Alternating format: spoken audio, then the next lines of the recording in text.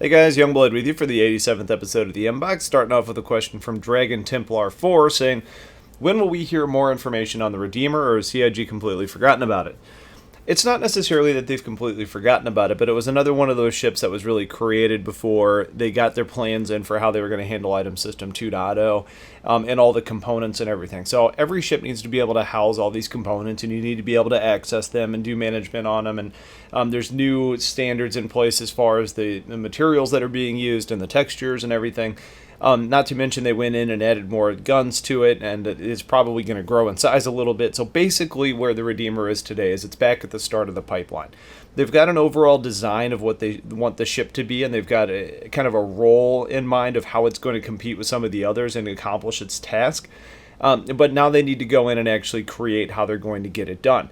I think the reason why it got the hoplite was introduced was because they need something for Squadron 42, which we don't really have many updates on anyways, but they had a design in the Vanguard that was actually in place with the new system for the most part. So they just made some tweaks and got the dropship they needed, which meant that they could spend a little bit more time on the Redeemer, which is going to fulfill a pretty similar role, outside of the fact that the Redeemer is a gunship first and a dropship second. So they got the dropship functionality in place, and now they're kind of backtracking and figuring out that gunship piece of the Redeemer. So it hasn't been forgotten. It's just been kind of put on the back burner. So I'm sure CIG knows about it, and I'm sure they've got a place in the schedule for it actually being worked. It's just kind of not a priority for them at the moment, which is a bummer for a lot of us that really like the idea, or at least the idea of the Redeemer, and want to get it in the game. Second question is from Solus Vale. Says, hey STL, is the Cutlass Blue still going to be modular? Meaning, can it have or only have prison cells in the cargo bay, or can you have half prison cells on one side and a Nox or Dragonfly on the opposite side? To this point, I would be surprised if they decided to backtrack on that, because I think they've been out for long enough where they haven't necessarily addressed that being a change. So I don't see that actually happening. The one catch there that I think could be interesting is the Cutlass Black has the side doors on the side. We haven't really seen the rework Blue as far as the full body is concerned. So it's a possibility that they say, since the original design was to have the cells on the side, maybe the Cutlass Blue doesn't end up getting the side doors, but you can still end up ripping out the holding cells, which are modular, and putting in like cargo or Park a Dragonfly or something like that. And then you're just left with the main gate at the back. I don't know what direction they're going to go with that. I kind of think that's probably what they're going to say. The Cutlass Blue is unique in that it doesn't have those side doors, but you still have the flexibility to do what you want on the inside. The Cutlass Red's an interesting one, though, because there's a lot of value in having side doors on a search and rescue craft. You know, being able to come up right next to somebody that's injured and bring them in and getting them on a med bay as quick as possible. So I would be really surprised if they decided to say you're not able to make these modular, or maybe they say that there's 3 holding cells on one side that does not have a door, and those are not modular, but the other side is. I don't really know what direction they're going to go with it. I'm on the edge of my seat with it because the Cutlass Blue is actually one of my favorite ships, and I really like what they did with the Cutlass Black. So I've got a lot of high hopes for this ship, but like I said, my gut is that they're still going to give you the flexibility on the inside, but I wouldn't be surprised if there was some like hull differences like the doors. David Bland says, STLYoungblood, do you think the moons around the other 3 planets will be done when the planets are? I haven't seen any info on the subject. So I would assume that what we're going to see is the planets are probably going to be added in like subsequent patches. So you're probably not going to get Hurston and ArcCorp and Microtech all at the same time within the Stanton system. I think what you're likely going to see is, Hurston comes up next.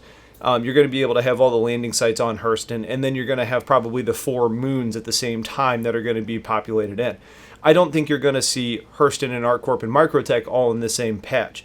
I think what's likely going to happen is Hurston and its moons appear in one patch, and then ArcCorp and its 2 moons appear in one patch, and then Microtech and its 3 moons appear in another patch.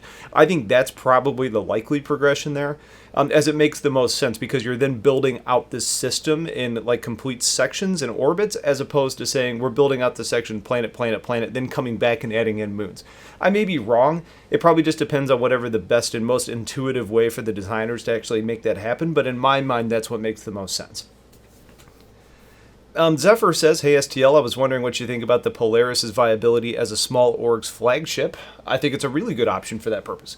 It's got a hangar, it's got a lot of turrets on it, providing some coverage in an area. It's got the torpedoes to really help you out. It's got a little bit of cargo space ability, a lot of crew stations. So I think the Polaris is an interesting option as a small org flagship. The question, though, becomes a little bit of what does your organization want to do? If you're kind of in a hauling organization, then there's still some value because you can protect your fleet, but it may be more ship than you actually need, and that may be somewhere where like a Hammerhead would provide you a little bit more value. That being said, the Hammerhead lacks a lot of what the Polaris can do, so I think the Polaris still gives you some benefit there. If you're talking about like an exploration fleet, then something like a Carrack can do some of the things a Polaris can while giving you an increase, kind of like almost like a force multiplier as far as your scanning ability goes. So it really depends on the purpose to whether it's a good choice for what your fleet is setting out to do. Overall, if combat is a focus, it's a good choice. If you're wanting to protect a large fleet, I think the Polaris is a good choice. Because in my mind, what the Polaris is more than anything is a deterrent, right? You've got like 28 of the largest torpedoes in the game. Like, that's a pretty good deterrent. So it doesn't matter if, a Hammerhead shows up, it doesn't matter if a Idris shows up or a Javelin, you still are able to use CIG's term, punch above your weight class, and that's where the Polaris really provides a lot of value, in addition to the turret and the fighter and some of the other value it brings. So from a small org flagship, I think it's a good option. Just be aware that depending on what your fleet wants to do, there probably are some other options that are going to be better. Mr. Sanguine says, hey STL, got a question. The Polaris and the Hammerhead are very different ships. Yes, they are, but they seem to have similar intended functions in that they are probably going to be used for escort and guard, either a fleet or large operations. My question is this: if you had to pick one to defend some space, knowing that they would do so differently from another, which would you pick and why? Personally, my money is on the Hammerhead because a lot of friggin' guns and it looks intimidating, but firepower on the Polaris is to be considered as well. So it's really going to come down to what you're trying to protect and who decides to come. The Hammerhead, I think, is going to do a better job of keeping fighters away. Like, that's the purpose. So if you're talking about bringing one ship along that's going to protect, a couple of cargo ships, and you're afraid, like, cutlasses and, like, buccaneers are going to come after you, then I think the Hammerhead is a much better option. If you think that, like, Idris and, bigger ships like that are going to come after you, then it's going to be the Polaris every single day. The question is that you don't know which is coming at which given time.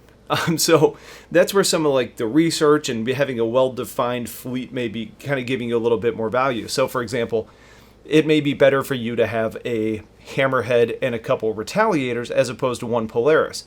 And then there's other factors to consider as well. The cost of operating a Polaris is going to be significantly higher than operating a Hammerhead. Now, some of that's going to depend on usage, but the Polaris, regardless, is going to have higher fuel cost and higher crew cost. Now, if the Polaris acts as a deterrent, like I mentioned before, because of all of those large torpedoes, and you don't have to fire any of them, then it becomes a pretty cheap operation comparatively. Whereas if you put a bunch of ballistics on a Hammerhead and you're firing those off, your ammo costs are going to be very high. Now, ammo should be relatively cheap as opposed to something like missiles and torpedoes, so it may still not end up balancing out. Ultimately, you don't want to necessarily bring too much of a ship because it ends up costing you more at the end of the day. The Polaris is really kind of set to be like a patrol craft. It's supposed to be like anti-capital ship, and even though it is a capital ship, the Hammerhead is more of a bubble of deterrence. It's a kind of that bubble defense system, and it can go after things. So if I'm picking one, I'm taking the Polaris just because it is more of a deterrent, so you may not have to use your weaponry. You have the weaponry available. You don't have 24 size 4 guns, but you still have 10 of them, which is pretty good. You have missiles that are equipped.